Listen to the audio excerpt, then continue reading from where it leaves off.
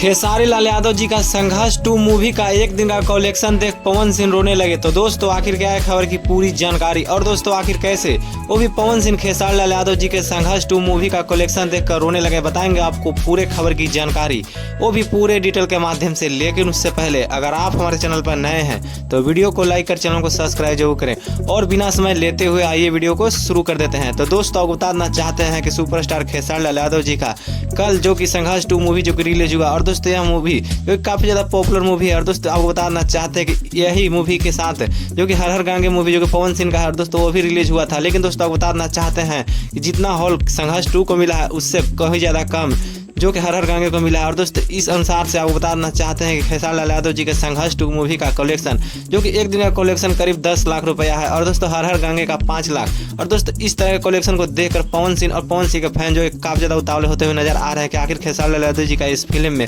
आखिर है ऐसा क्या जिसकी वजह से जो कि इनकी कमाई जो कि दुगनी हो गई है। लेकिन दोस्तों आपको बताना चाहते हैं कि जो यह फिल्म को देखे हैं वही जो कि खेसारी लाल यादव जी का फिल्म का तारीफ कर सकते हैं। लेकिन दोस्तों आपको जो लगता है आप अपनी राय कमेंट बॉक्स में जरूर बताइएगा दोस्तों।